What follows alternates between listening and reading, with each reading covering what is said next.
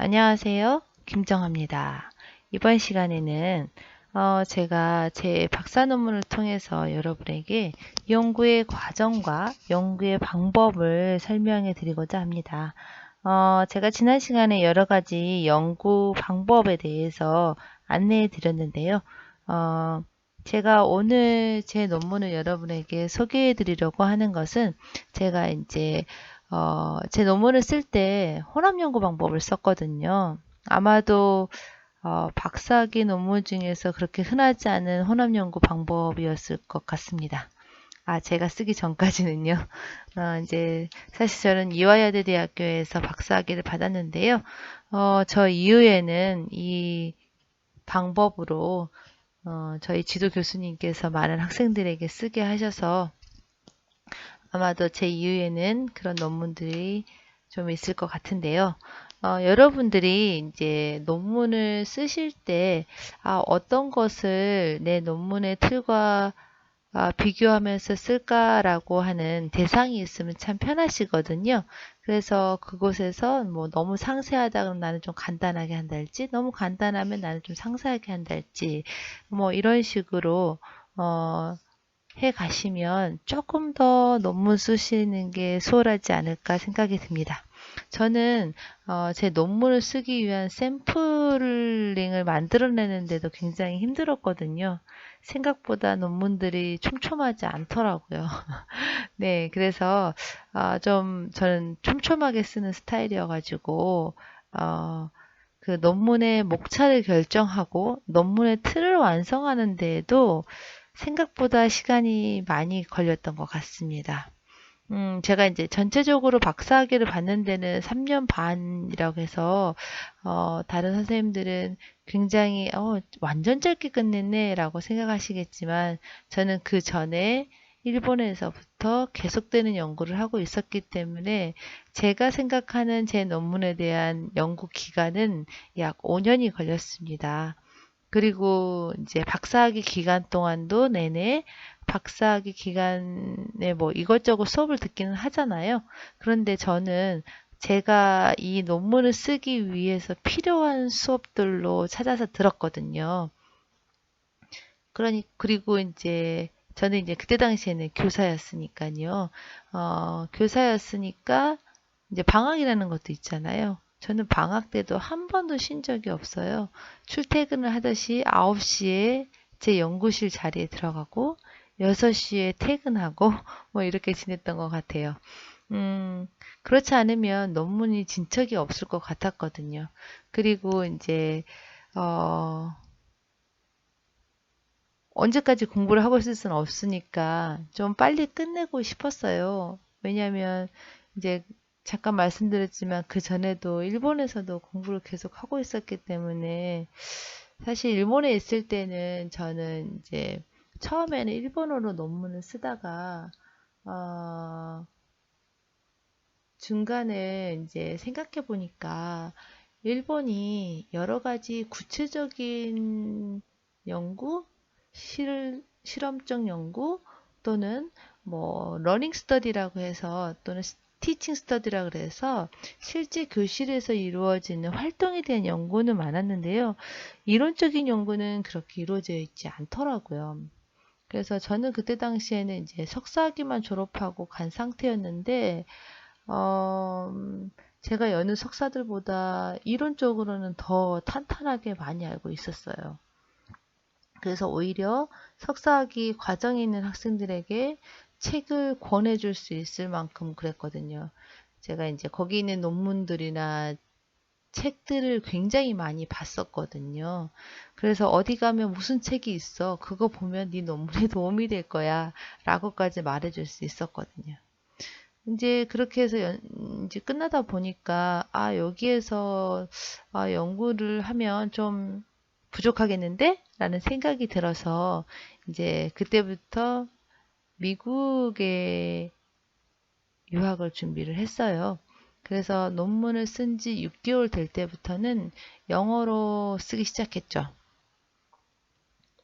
사실 제가 일본에 있기 때문에 일본어로 논문 쓰는 게 더 쉬웠거든요.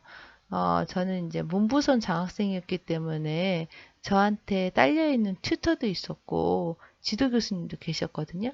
그러면 튜터는 저의 생활을 도와주는 학생이기 때문에 이제 저의 튜터가 이름은 치노라고 했어요. 치노가 하다가 이제 치노가 딴 데 발령이 되면서 다카하시 상이 했는데 이 치노 상이나 다카하시 상은 박사과정의 학생이었어요. 이제 제가 이미 석사를 졸업한 상태였기 때문에 이 박사과정에 있는 분들을 저한테 튜터로 붙여주셨고, 그 다음에 이제 제 논문을 그들이 함께 읽어주기도 했고요. 뭐 이제 일본어적 표현 같은 것도 봐주기도 했고요. 제가 그러면서 6개월 논문을 썼는데, 제가 이제 공부를 하다 보니까, 어, 여기서 박사과정을 할 건 아니고, 난 미국에 가야겠다라는 생각이 들더라고요. 그러다가, 이제 어떻게 하다가 조지아 대학에 있는 분과 연락이 닿아서, 이제 그쪽으로 이제 옮겨가려고, 논문을 다시 영어로 바꿨죠.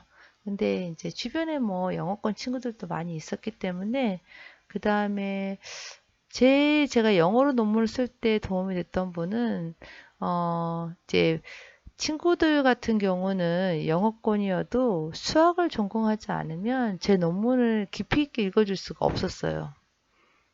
음, 한 친구는 이제 계속 여러 번 읽어주니까 제가 의도하는 걸 설명하고 하니까 읽어줄 수 있었는데, 필리핀에서 오신 음, 일종의 교육부 같은데 에서 오신 분이 있는데 그분이 수학 전공하신 분이어가지고 그분이 제 논문을 많이 읽어주시고 수정해 주셨던 것 같아요.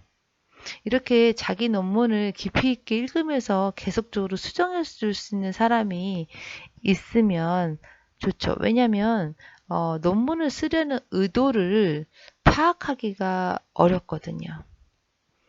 그래서 이제 선생님들 논문 쓰실 때도 어, 동료분들 그러니까 서로 바꿔 읽기. 왜냐하면 나의 상황과 이 이론을 이해하지 못하는 사람은 깊이 있게 읽을 수 없고 논문을 많이 읽어보지 않은 사람은 크리틱이라는 걸 해줄 수가 없어요. 그래서 여러분 같이 논문 쓰시는 분들하고도 소통을 잘 하시고 서로 바꿔 읽어주기, 뭐 그 다음에 논문에 대해서 같이 서로 소통하기를 많이 하시면 좋을 것 같아요.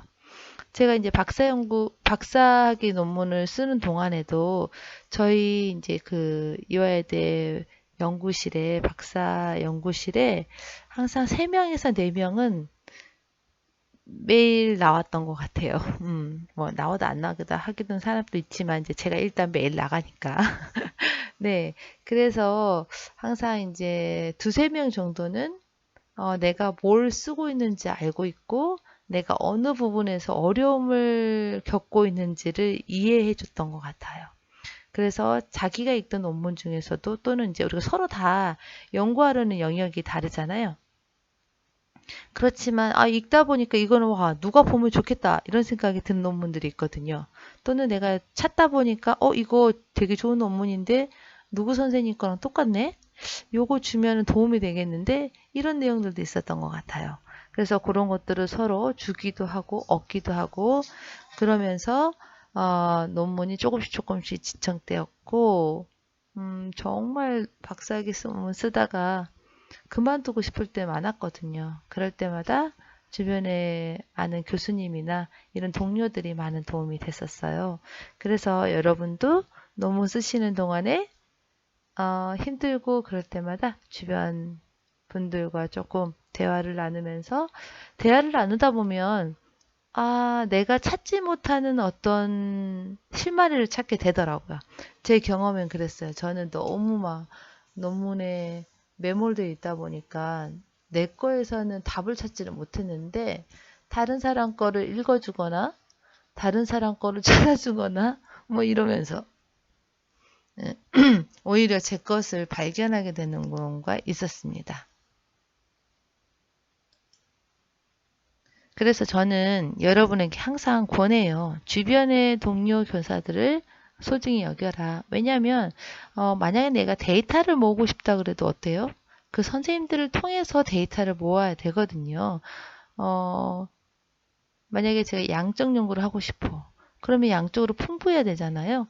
그러면 여기 있는 선생님들이 좀 해주시고 또 그 선생님들과 관련된 선생님들이 해주시고 뭐 이런 식으로 이게 점점 폭이 넓어지지 나 한 개인이 어떤 학교를 대상으로 하기는 쉽지 않습니다. 그래서 어떤 개인적인 관계 참 중요했던 것 같아요. 네.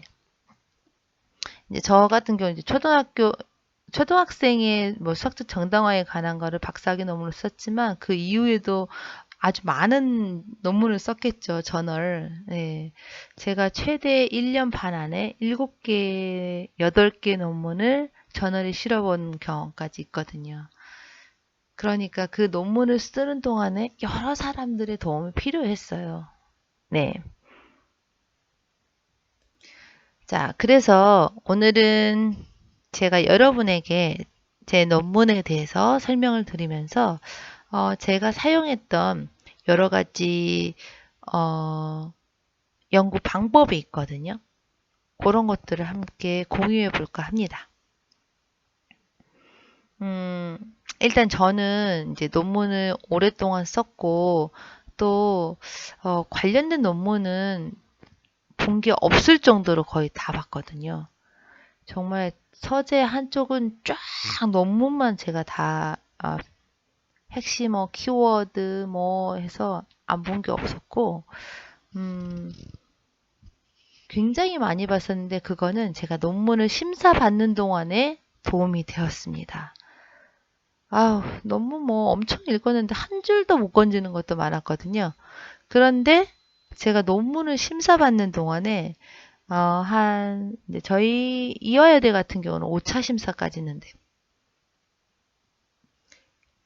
1차 심사부터 2차 심사까지 이제 기간이 이제 정해지죠. 심사위원들의 그런 일정에 따라서 그리고 이제 거기서 마무리하는 일정에 따라서 기간이 정해지는데 뭐 길게는 한 달 반, 짧게는 3주. 그런데 그 중에서 한 주, 두 주는 빼야 돼요. 왜냐면 일단 제 논문이 이제 뭐 한두 장짜리가 아니잖아요. 한두 장짜리가 아니다 보니까 어때요? 다 프린트아웃하고 이걸 또 펄럭펄럭 드릴 수는 없잖아요. 제본하고 그 다음에 이거를 각각의 위치한 분들에게 전달하는 거예요. 음, 저는 사실 뭐 퀵이나 이런 걸로 전달해 본 적은 없어요. 다 전부 다 제가 직접 가지고 가서 약속을 정하고 그거를 전해드리고 그래야 또 이제 또 한마디라도 듣잖아요. 그래서 그런 식으로 전달을 다 했거든요. 심사위원이 5분이세요.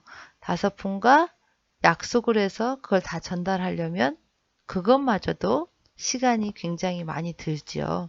그래서 한 10일 전에는 마무리되어야 프린트아웃까지요. 근데 프린트아웃도 너무 힘들어요. 그래서 이제 처음에는 제가 프린트아웃 하다가 나중에는 그냥 인쇄소 가서 프린트아웃 했었어요. 그리고 어차피 이제 이거 제본, 스프링 제본을 하든 제본을 해야지 드리니까 그것도 기간이 걸리고 그랬었습니다. 네. 아주 파란만장하게 박사학위 논문을 마쳤었는데요. 네. 그렇습니다. 나중에 또 많이 전해드릴 이야기가 있을 것 같은데요. 이렇게 어떤 학위 논문을 쓴다는 것은 굉장히 뼈를 깎는 노력이 필요하다는 생각이 들었습니다. 제가 석사학위 논문 쓸 때는요, 거의 학교를 그때 이제 초등학교에서 근무 중이었으니까요.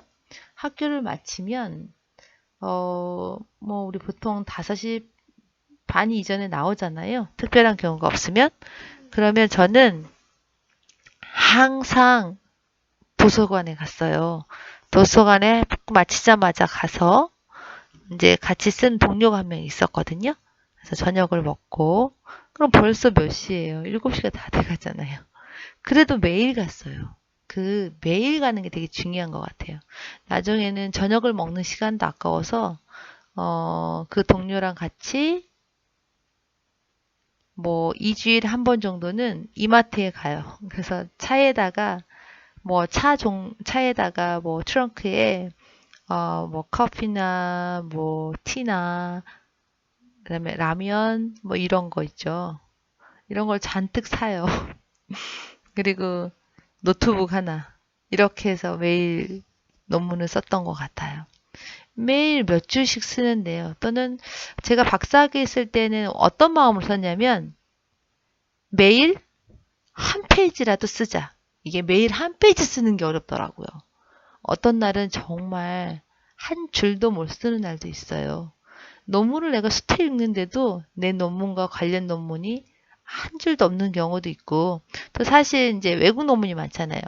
뭐 미국 영어로 된 논문이랄지, 뭐 저 같은 경우는 이제 일본어로 된 논문이랄지 이런 것들을 보면은 그 그대로 쓰는 게 아니라 그것들을 하나하나 번역을 해야 되잖아요. 전 좀 완역하는 스타일이거든요. 왜냐하면 그 부분만 읽게 되면 제가 해석에 오류를 범할 수 있어요. 그래서 논문을 처음부터 끝까지 완역을 해보는 중요한 논문들은 그런 스타일입니다. 네. 그래서 여러분이 논문을 쓰실 때 많은 어려움이 있으시겠지만, 그때마다, 뭐 저도 여러분이 요구하시면 도움을 드리겠고, 또 여러분 선생님들과도 좀 교류를 하면서 논문을 써가면 좋을 것 같아요. 일단 이제 제가 아까 뭐라고 말씀드렸냐면 논문을 쓸 때 이 목차를 구성하는 자체가 굉장히 힘들더라고요. 왜냐하면 목차를 정말 몇 번을 수정하게 되는지 잘 모르겠어요. 네, 기억을 못할 정도로 요 목차를 수정하게 되는데요. 목차를 제가 계속 정하면서 쓰는 이유는 어, 앞으로 내가 어떤 방향으로 논문을 써갈지를 결정하게 해주는 아주 중요한 부분이거든요. 그래서 사람들은 무조건 글을 쓰기 시작하는데요. 저는 아니에요. 저는 이 목차를 계속해서 써갔어요. 수정하고 다시 쓰고 수정하고 다시 쓰고 뭐 페이지는 안 쓰죠. 페이지는 가장 나중에 쓰시면 돼요. 왜냐하면 페이지가 계속 바뀌기 때문에 아무 의미가 없습니다. 그래서 목차에서 내가 어떤 내용을 쓸 것인지 만약에 서론이다. 그러면 연구의 필요성 및 목적. 나는 왜 이 논문을 쓰고 싶어 하지? 연구 문제. 이 논문에서는 무엇을 내가 연구할 거지? 뭐 이 정도까지는 계속해서 연구를 하죠. 용어의 정의는 또 나중에 써요. 일단 용어의 정의를 써야겠다는 것이 있고 왜냐하면 용어의 정의는 이론적인 연구가 끝나야 용어의 정의를 쓸 수 있거든요. 사실 뭐 연구의 필요성 목적도 너무 오랫동안 거치게 돼요. 그런데 제가 이제 논문을 여러 개 써본 결과 연구의 필요성 및 목적을 완벽하게 쓰고 내가 이론적 배경을 써야겠다? 절대 안 됩니다. 이론적 배경을 써가다 보면 이런 그 연구의 필요성과 목적이 더 풍부해져요. 그리고 연구의 필요성과 목적 자체도 그냥 내가 내 의견만 쓰는 게 아니라 모든 한 줄 한 줄에 근거를 필요로 하거든요. 그 근거는 어디서부터 오냐면 이론적 배경에 썼던 논문, 참고 논문에서부터 오는 경우가 많습니다. 그렇기 때문에 연구 필요성과 목적을 완벽하게 정리하려고 하실 필요는 없으십니다. 그렇지만 분명은 해야겠죠. 완벽하게 끝내는 것과 필요성과 목적이 분명한 건 다르죠. 필요성과 목적을 분명히 해야 돼요. 안 그러면 이론적 배경이 엄청나게 흔들리게 되죠. 그게 분명하면 이론적 배경을 내가 선택하는 데에도 수월해지거든요. 그래서 이제 저 같은 경우는 수학적 정당화의 정의, 수학적 정당화의 단계, 그 다음에 분석의 틀을 마련하는 게 아주 중요한 거였죠. 이제 그 논문에 있어서 다른 사람들 논문에 있지만 중요한 거는 나만의 독자성입니다. 독자성을 완성하기 위해서 이 내용들이 구성이 되게 되거든요. 그 누구도 쓰지 않았던 논문을 나만의 색깔로 써 내려가는 거죠. 그 다음에 뒤에 목차를 보면은 이제 수학적 정당화 단계에 대한 연구라는 게 있어요. 이 부분에 보면은 근데 연구 방법 이렇게 쭉쭉쭉쭉 나와 있죠. 근데 뒤에 거 보면은 학생들의 수학적 정당화의 특징에 대한 연구를 살펴보면 또 똑같이 뭐라고 되어 있냐면 여기 있는 거를 똑같이 거의 비슷해요. 이제 질적 연구니까 중간에 좀 차이가 있기는 하지만 뭐 비슷해요.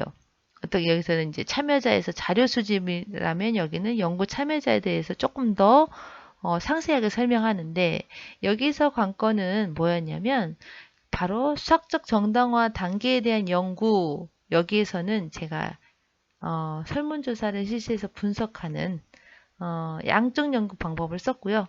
그 다음에 이 두 번째 학생들의 정당화 특징에 대한 연구에서는 질적 연구 방법을 썼습니다. 그래서 제가 하고자 하는 어떤 수학적 정당화에 대한 연구를 사람들에게 보다 더 설득력 있게 전달하고 싶어 했죠. 사실 저희 지도 교수님 같은 경우는요, 저한테 둘 중에 하나만 선택하자고 하셨어요. 논문의 내용도 너무 많고, 어, 연구가 너무 방대하고, 이 박사학위 논문에 둘 다 넣어버리기 좀 아깝다는 거예요. 그래서 하나 꺼내서 그냥 어떤 연구 논문으로 발표를 하고, 하나만 잡아서 박사학위 논문을 완성하자라고 말씀하셨는데, 저는 이제 박사학위 논문 자체의 퀄리티를 좀 더 높이고 싶었고, 좀 더 설득력 있게. 그리고 사실 이제 제가 아까도 말씀드렸지만 이전까지는 질적 연구 방법만 쓰거나 양적 연구 방법만 썼거든요. 그래서 힘들지만 새로운 시도를 해보고 싶었어요. 그런 거 좋아합니다. 네. 그래서 이런 설득력 있는 논문을 쓰기 위해서 저는 특히 이제 이렇게 장기간에 걸치고 거의 이제 5년 동안 썼으니까요. 장기간에 걸치고 방대한 연구를 할 때에는 그 논문의 촘촘함이나 그 논문의 정당성이 되는 게 되게 중요하다고 생각되었거든요. 그래서 저 같은 경우는 이제 혼합 연구 방법을 선택하게 된 것입니다. 그래서 이제 연구가 이제 두 가지 나타나게 되죠. 수학적 정당화에 대한 연구에서는 일반적으로 학생들은 이러이러하더라 라는 거예요. 제가 표본 집단을 사용하지만 아마도 전체 모집단도 이럴 것이다 라고 어떤 표본 집단이 모집단을 대표하게 되죠. 그리고선 이것을 표본 집단의 결과를 모집단으로 확대 해석 일반화가 가능하도록 해야겠죠. 그 다음에 이제 질적 연구 같은 경우는 학생 한 명 한 명이 갖는 특징이기 때문에 다 다르겠죠. 그렇죠? 비슷한 여건에 비슷한 학생이 있을 수 있겠으나 완벽하게 똑같은 학생을 찾는 것은 쉽지 않겠죠. 그리고 누구나에게 적용시키는 것도 쉽지 않겠죠. 이게 지난 시간에 제가 설명드렸던 양적 연구와 질적 연구 방법의 특징이잖아요. 그렇죠? 그래서 이런 것들을 참고로 보시면 좋고요. 그 다음에 이제 여기에서 제가 다른 사람들이 하지 않는 혼합 연구를 시행하다 보니까 연구 방법론에 대한 책도 굉장히 많이 봤거든요. 그래서 여러분이 혹시 논문 쓰시다가도 어떤 연구 방법에 대한 것을 쓰시고 싶을 때는 제 논문에 제가 어떻게 연구 방법을 선택하고 이 연구 방법에 대해서 신뢰도와 타당도에 대해서 어떻게 증명하려고 했는지를 좀 참고해서 보시면 좋을 것 같아요. 그 다음에 이제 저 같은 경우는 앱스트랙트 부분이 굉장히 두꺼운데요. 앱스트랙트가 아니라 참고문헌 부분이 굉장히 두꺼운데요. 왜냐하면 이제 부록이 1, 2, 3, 4 이렇게 네 가지가 있는데 이 부록들은 가독성이라는 차원에서 논문 중간에 넣지 않고 맨 끝으로 붙여놓은 상태거든요. 그래서 논문을 주르륵 읽어갈 때 이런 부록적인 내용들이 가독성을 방해하지 않도록 하기 위해서 저 같은 경우는 이제 이렇게 배치를 해놓은 상태예요.